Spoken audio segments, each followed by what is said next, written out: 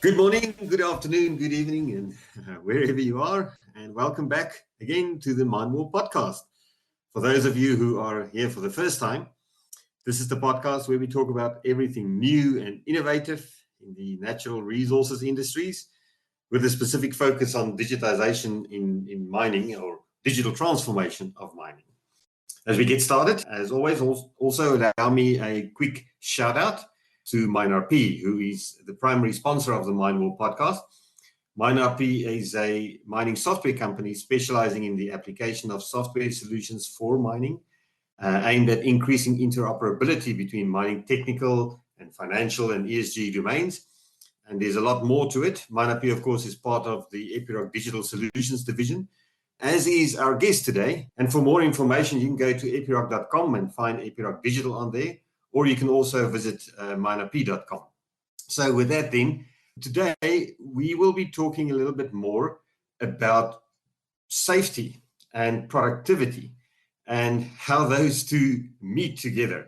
And there's a lot of development there in safety and productivity, both for the operator and the controller in integrated remote operation centers or just mining control centers, and everything from helping the actual driver to or operator of the machine to do their work more safely, to a higher order solutions helping the mine to operate better in total. And we've got a guest who knows all about that today. Our guest is Hans Volquist, and Hans is with Epiroc Digital Solutions as well, and specifically he's Global Director Product Management at Epiroc Technology and Digital Division. Hans, welcome to the Mindwall podcast. Thank you so much, MP. I'm happy to be here. So as I'm sitting here in the southern point of Africa in nice summer weather, although it is a bit rainy outside, you are sitting almost on the opposite end of the world in northern Sweden, aren't you? Well, it can't be that more remote than I am. So I'm sitting in Luleå in the very north of Sweden, or almost in the north of Sweden, looking out at actually a bit frosty grounds. For 1 year ago, it was half a meter of snow or something like that, I think.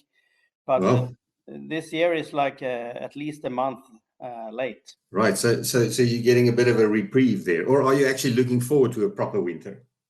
I'm always enjoying all seasons, so I'm that guy. I like most of things, and especially winter when you can go skiing and snowmobiling or other fun stuff. Yep, that's stuff that we here in South Africa only read about or see on the movies. But Hans, we're not here to talk about the weather only. You've got a background in, I guess, in the past 2 decades at least in mining specifically, but then also in technology development.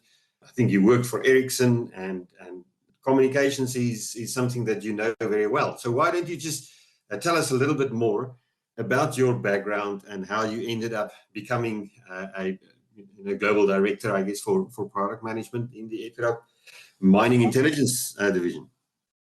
To be honest, when I was really young, I had an idea to be a medical doctor, but then it was so hyped about computers. So I swapped into computers and went to the university eventually and took a Master's of Science in Computer Science and Engineering and Electronics. Started to work with a small product company doing equipment for vibration control of heavy machinery in the industry, but then swapped to be a consultant. And then eventually ended up at Ericsson, as most of the young people at that time did in the 90s. So I worked for Ericsson in, let's say, about 10 years, working with product management a lot and management as well. Then swapped over to Tieto, which is a Nordic consultancy company. Worked with them in the telecoms as well for 10 years, doing different stuff, management and business management and sales. But in the end, I was responsible for machine-to-machine communication and then after that industrial R&D. But I was actually, to be honest, a bit fed up about big companies where there's a lot of politics. I was headhunted by a friend to a small company in Luleå called Mobilaris, Right. which they apparently wanted someone to do something new. They had been really successful in doing mobile positioning and mobile networks for public safety and things like that. But they wanted to do something new in a new area. So I was given a basically a white paper, do something new. And I thought for some months. And after a while, I realized that, being in the telecoms industry, and it's not really like this totally, but I mean, if you did something wrong, someone would basically maybe change operator if they are angry that they can't send an SMS or whatever. But in mining, it's really to some sort, especially in underground mining, has been it was a bit undeveloped from a digital point of view. And it was a bit of a wild west, to say the least. So I was thinking, why don't we do something in underground mining? Because it can't basically be worse than that. And so that was the basic idea I had, and started to think about what we could do in that arena with the competence that we had at the company. And it was very lucky that we quite soon got a good prototype project together with Boliden and LKAB in Sweden. And that prototype project that we started out with was actually quite successful. It was basically for visualizing the mine in a 3D space and position people and machines using their existing Wi-Fi environment. And of course, it was a bit rough in the beginning, but we showed them that this can be done by reusing the infrastructure that they already had installed. And it was, it was really eye-opening for me and really, really interesting to, being a geek from the telecom area, to suddenly be underground and get dirty. If you're not safe here, you can be actually overrun or something bad can happen to you. So it's actually an environment where technology really can make a big change. I learned so much being underground, a lot of hours, days, weeks, months at Boliden mines, especially. We had and still have a really good cooperation together. That really created a lot of competence, eye-opening experience for me and other of my colleagues. Really interesting and a really good time to be. So it sounds like, you were one of the, I almost want to, call it old school technologists. And I have to include myself in that role as well, where, very often today you see a big role distinction between solution developers or software developers or even hardware developers and those people who create specifications for solutions, or analysts, and those that do implementations of solutions. Those roles have split up. But 15, 20 years ago, there was something called a solution or an analyst programmer, or something like that. That was one person that did all of this. Yeah. And that gave people a lot of wide insight, not only in what could be done, but how it should be done and how it should be implemented and how people perceive technology, isn't it? Yeah, I agree. Or you can call those people entrepreneurs. Yeah, or just old in general. Yeah, like me. No. And so that's really, really interesting. And as you say, the forgiveness, I guess, in the mining industry is a little bit lower, in the sense that if you do make a mistake in an underground mine, you have the potential of really causing damage and causing harm, not only to assets, but of course critically to people. Yeah, I mean, it's definitely so, but maybe not to exaggerate it too much. But I mean, it basically, I think that, and I have to say that underground mining is to a large, it's a great industry, and it's nothing dangerous really about it. I mean, if you follow the procedures and rules and things like that. So, but I think that what the result really is of not knowing is actually a lot of waste of time. Yeah. Which is what will cost you money, and in the worst case, of course, can create accidents or incidents. Yeah. Yeah. That will be bad. But I mean, for most of the things, it's an underground mine without a proper system. It's just a dark place where you really don't know about things. You raise an interesting area here, Yeah. Hans, in the sense that I've seen a while ago that because my career also started in well, my mining at least background started in developing health and safety software, and I noticed at the beginning that these safety type solutions were kind of a grudge buy. You know, people would say, you know what, we really don't want to invest in this, but we are being forced by laws to do this, and so they started, you know, investing in safety technologies and safety tracking and incident management solutions, etc., etc. But over time, I think, and maybe you can tell me whether you agree with this. It seemed to me that there's a confluence now, a flowing together of productivity streams and safety streams, where companies have realized that, firstly, to keep people safe is the best way to keep people productive. Exactly. Exactly. No, Do I you also find that mines are thinking about these kinds of technology not as a grudge buy anymore? exactly. I mean, when we started talking to mines around the world, it was basically most of the mines had like a leaky feeder system with some kind of walkie-talkie radio. That was kind of cutting edge technology when it comes to communication. And they had a hard time understanding the business case of implementing a modern internet in the mine. And we had to struggle really a few years to really push this technology, although we didn't sell it. But we had to, you know, we based our solutions on that there was a good infrastructure in the mine. Since then, I think and I hope that we really have we have contributed at least to push that technology change in mining, because we could show the upside of it.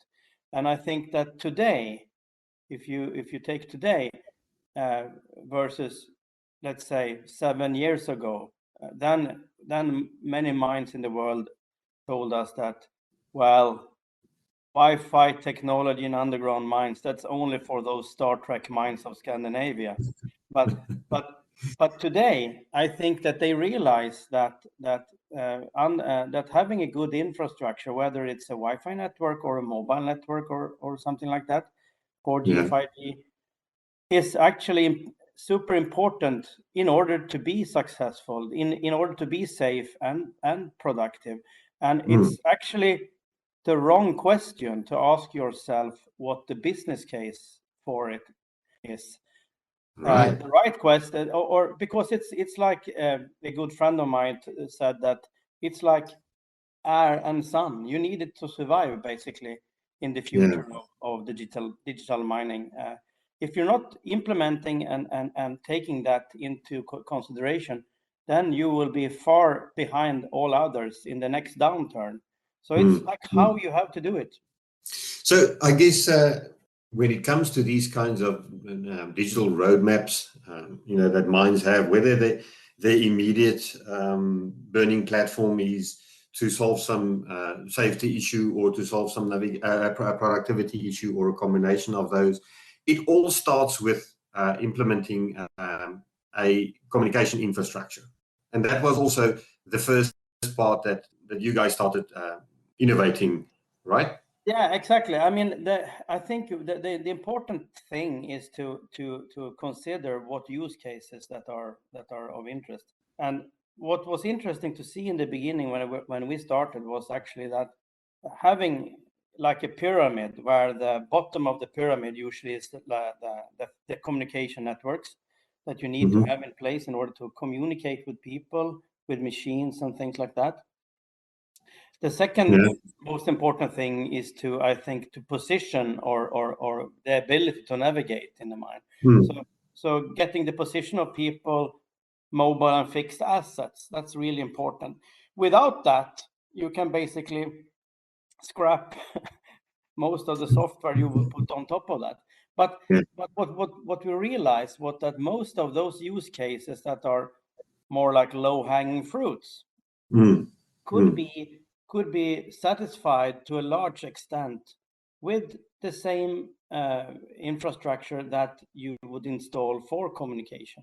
So that position and accuracy was good enough to do a lot of the safety related use cases, as well as a lot of productivity related use cases.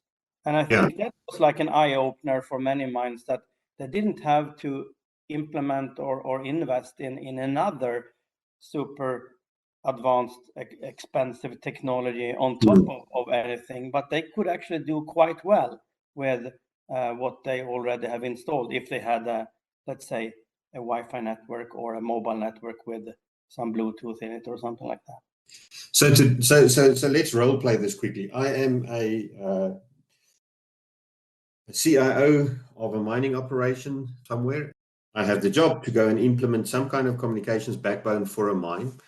And I start my desktop study, and I see that there are a host of technologies and technology approaches available, whether wireless communication or, visual imaging, or I guess inertial devices that doesn't use external images, but just tells you how much the vehicle or the asset has moved, or even the person, or positioning technologies using visible light communication or LiDAR or whatever. Where do we start? What's the best? Well, as I said recently, I think they should foremost focus on getting a good coverage as much as possible in the mine of internet coverage in the mine. I think is imperative. Having the ability to communicate and then to use that technology as well for position, I think is where to start. And also to realize that, for a mine to get into that position, they really need to change in roles. They must start thinking about having people that are good at building and maintaining a network, because that will be like the blood system in the body. That will be the information highway that all of the other applications that you might think of is going to rely on. It's super important that you build competence in this. Many minds haven't realized this yet, and they struggle about it. But those who succeed, they have really embraced this, I think. Yeah, and then there seems to be, if not a confusion, at least somewhat of a confluence, maybe, or a convergence between positioning technologies and communications technologies. Is that right? That communications technologies such as Wi-Fi routers, or maybe 4G, 5G kind of devices have now become not only communication carriers, but also beacons and positioning exactly. Infrastructure. Exactly. It's used for those two purposes for most use cases. Then, of course, there are also, of course, these other use cases that are more specific, but that might need another technology. But for sure, they don't need to be available everywhere in a mine. You can use those technologies, those niche technologies, in specific areas where you maybe need some, let's say, autonomous remote loading, where you need super high accuracy or something else. So I think that the best way forward is actually to use best fit for purpose technology. It's based on a foundation of connectivity in a mine.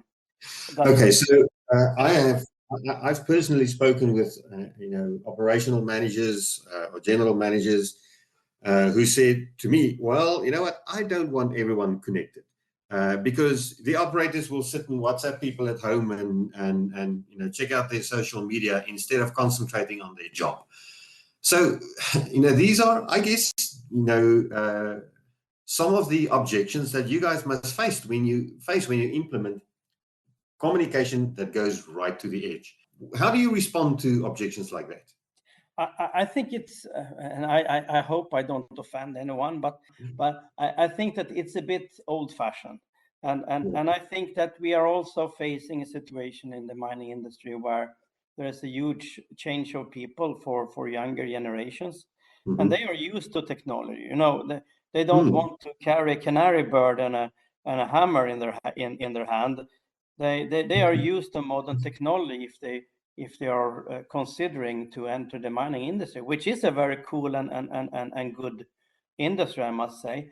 So I think that one easy answer is, of course, that you just have to have the right tools to be productive and making people wanting to work in this industry. But I think that a better answer to the question is actually a very famous person said at a conference I was in Australia for some years ago, said something like this, not directly quoted, but basically like this, that many mining companies before thought exactly what you just said, that well, it's only at the head office in the skyscrapers that they have excellent internet or Wi-Fi coverage, but the people that actually create the value in the mines, they don't have it.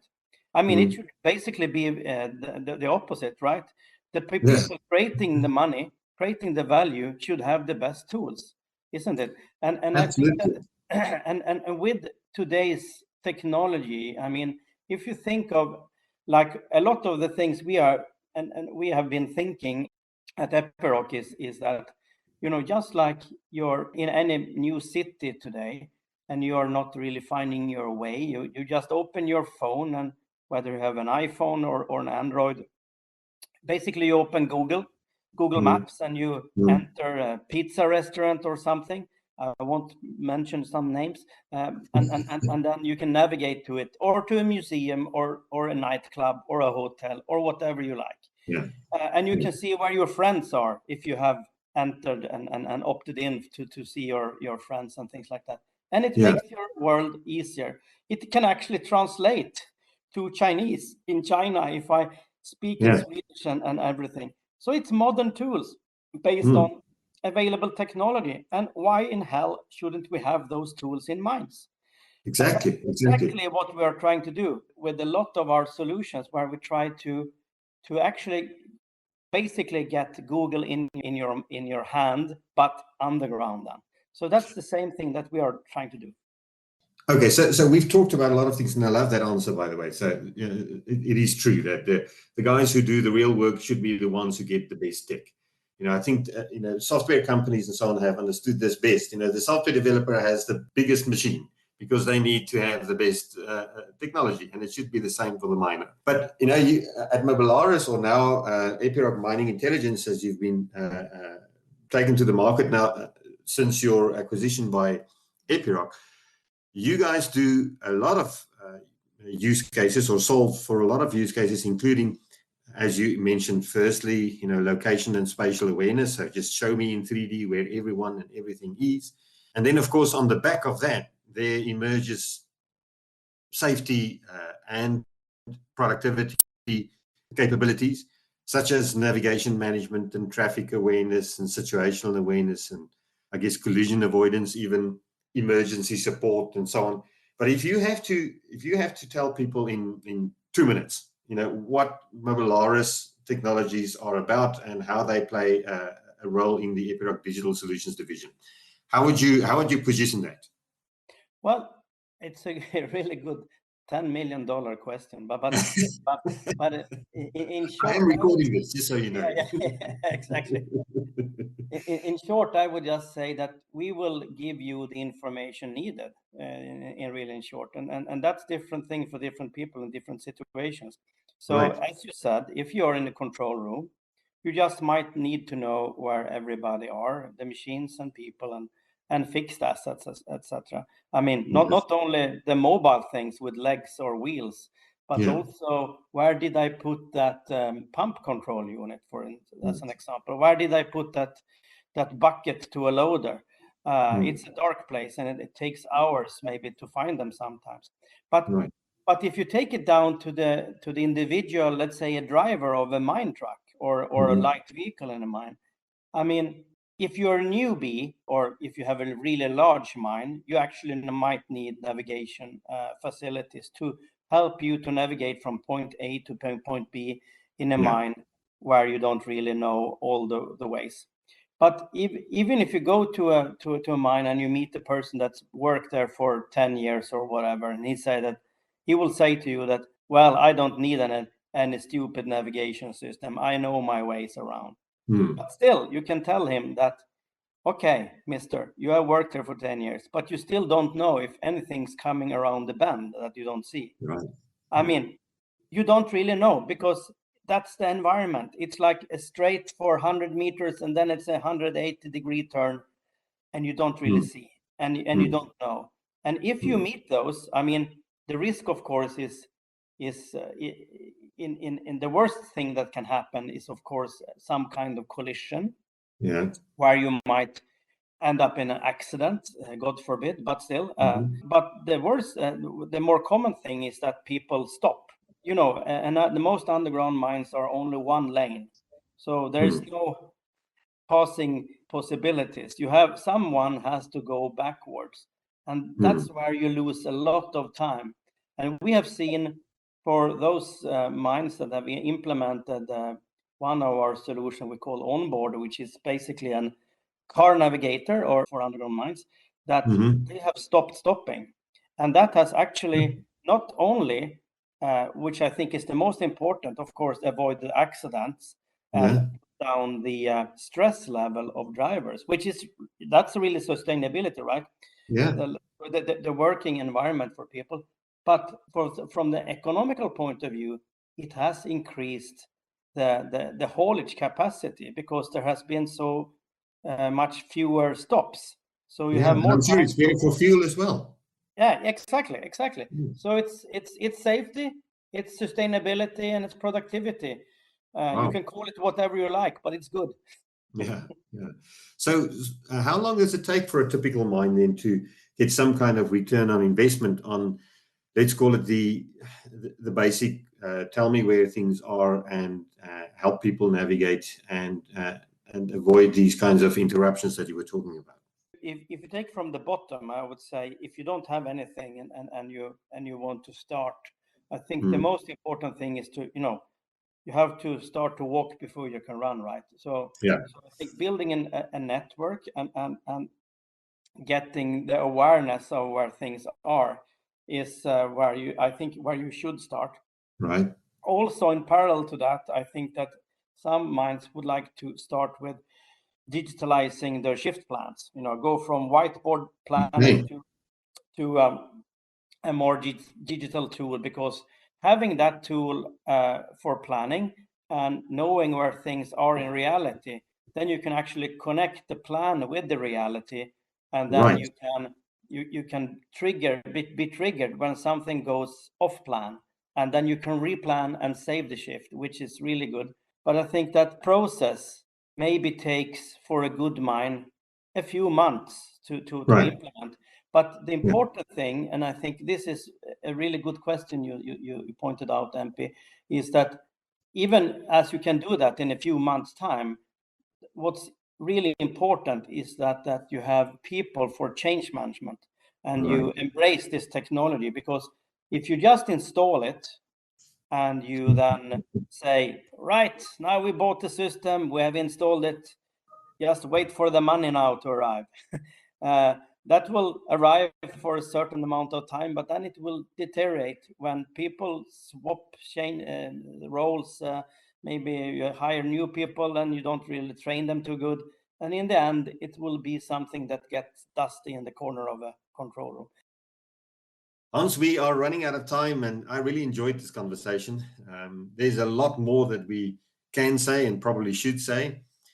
If I look at our notes, there are things that we missed and things that we did that's not on there. So, I think I'd love to have you back if you'd be so gracious as to come back onto the podcast. I would be more than happy to do that. At Mind Warp, we always end with an interesting question, making it more personal at the end again. And we'd like to know, what are you reading? What's on your bedside table? Well, I can be honest and I can be public. Best to be publicly honest, you know. If I'm publicly, then actually what I have on my bedtime table is a book from Stephen Hawking, The Grand Design. But I love that book. But it's a bit hard to understand everything what he's saying. Basically, one can easily understand why. But it's a good book to read. But what I'm really reading is actually the manual to my naval plotter for my boat. Did you just admit to reading a manual? I thought you were a real man, but clearly, you know. I know, but I started this summer without manual, but then I realized, what are all those things blinking? What are they meaning? I understood that I should maybe read the manual. So at least you practice what you preach when it comes to change management. You know, Exactly. Also actually trying to do it right. Yes. Hans, thanks a lot for your time. It was great having you on Mind Warp, and I look forward to our next conversation. Thank you so much, MP. Take care. Be safe. Thanks, you.